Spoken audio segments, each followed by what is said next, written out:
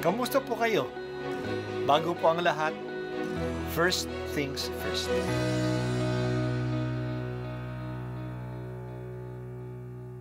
Good morning po. Sinisimulan po natin ngayon ang first things first. At dito po, tinatalakay natin sa unang bahagi ng umaga natin ay ang first readings na binabasa po sa banal na misa. Ito pong tinatalakay natin kasi madalas po kasi marami na tayong alam tungkol sa gospel readings. Pero konti po ang nagsasalita sa first readings. Pero ang first readings, bahagi din po yan ng Biblia, ng banal na kasulatan. Kaya susubaybayan po natin ang mga first readings, basahin po natin at kuminsan kailangan ng basahin ng 2 o 3 beses bago maintindihan kasi hindi po tayo familiar sa mga istorya at sa mga kaisipan na tinatalakay dito. Ang pagbasa mula sa mga gawa ng mga apostol. Noong mga araw na iyon, sinabi ni Pablo sa mga tao, "Ako'y isang Hudyo, ipinanganak sa Tarso ng Cilicia, ngunit lumaki rito sa Jerusalem. Nag-aral ako kay Gamaliel at buong higpit na tinuruan sa kautusan ng ating mga ninuno. Tulad ninyong lahat, ako'y masugid na naglilingkod sa Diyos. Inusig ko at ipinapatay ang mga sumusunod sa daang ito. Ipinagapos ko at ipinabilanggo sila, lalaki't babae. Makapagpapatotoo tungkol dito ang pinakapunong saserdote at ang buong kapulungan ng matatanda. Binigyan pa niya ako ng mga sulat para sa mga Hudyo sa Damasco at pumunta ako roon upang dakpin ang mga tagasunod doon at dalhin dito sa Jerusalem upang parusahan. Magtatanghaling tapat noon at malapit na ako sa Damasco. Biglang kumislap sa aking paligid ang isang matinding liwanag mula sa langit. Nasubasob ako sa lupa at narinig ko ang isang tinig na nagsabi sa akin, 'Saulo, Saulo, bakit mo ako pinag-uusig?' Ako'y sumagot, 'Sino po kayo, Panginoon?' 'Ako'y si Jesus na taga Nazaret na iyong pinag-uusig,' tugon niya.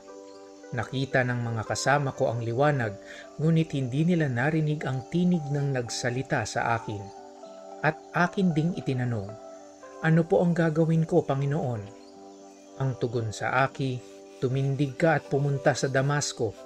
Sasabihin sa iyo roon ang lahat ng dapat mong gawin.'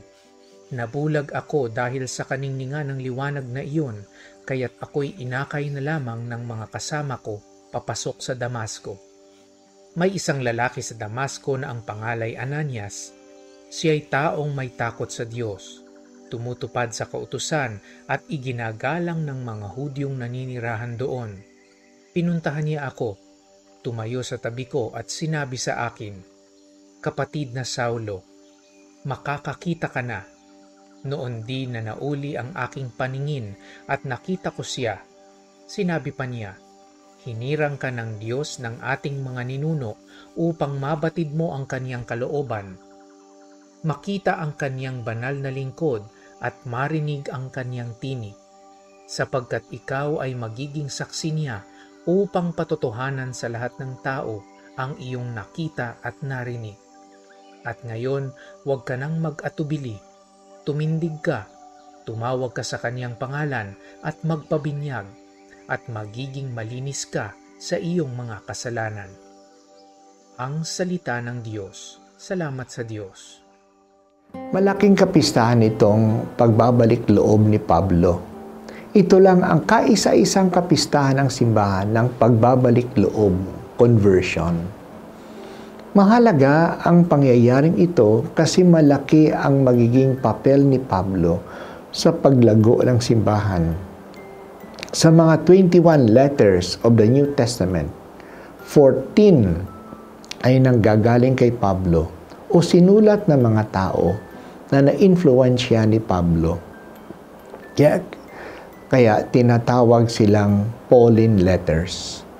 Hanggang ngayon, may mga liham na ito ay gumagabay sa simbahan at malaki na itutulong sa buhay ng simbahan.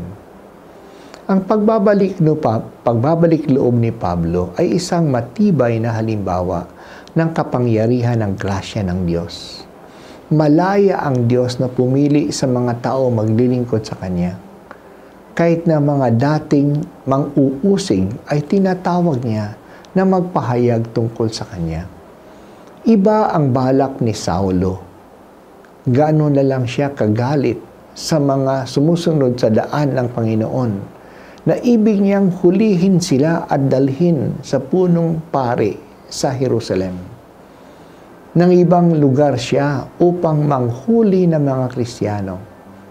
Pero binigla siya ng Panginoon.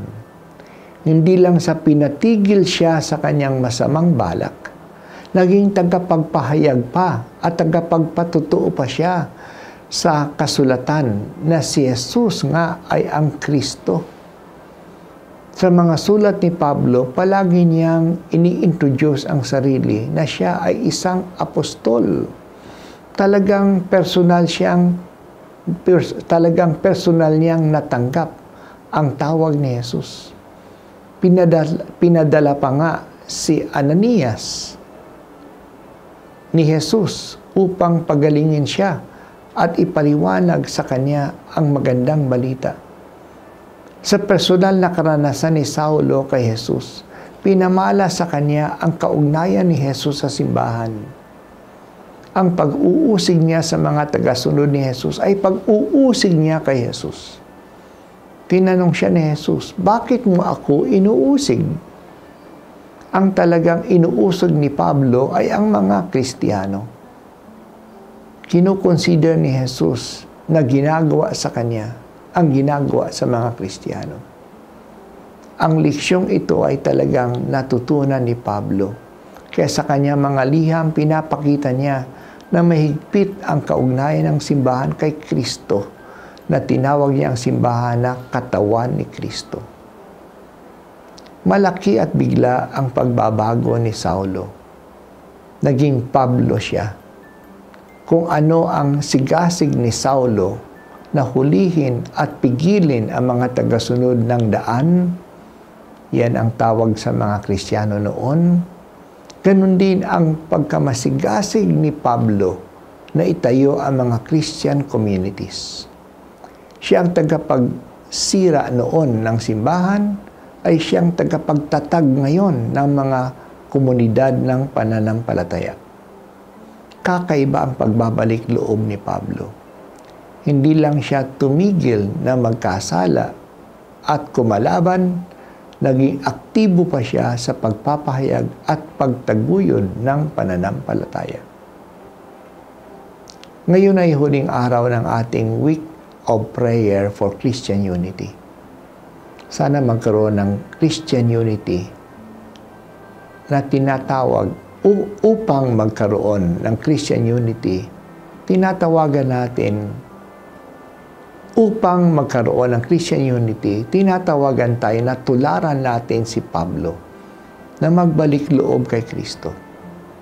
Kung tayong lahat ng mga Kristiyano, maging Katoliko man, o Metodista, o Baptist, o Born Again, o Evangelical, kung bawat isa ay magpaggabay sa salita ng Diyos at lumapit kay Jesus, magkakatagpo tayo kay Kristo.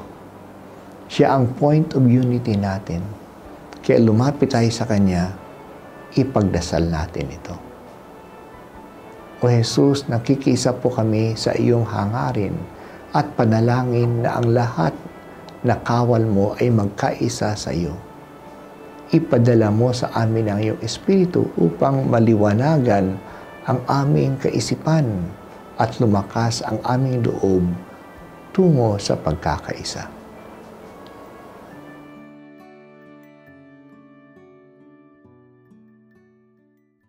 At ako po ay si Bishop Broderick Pabilio dito sa First Things First.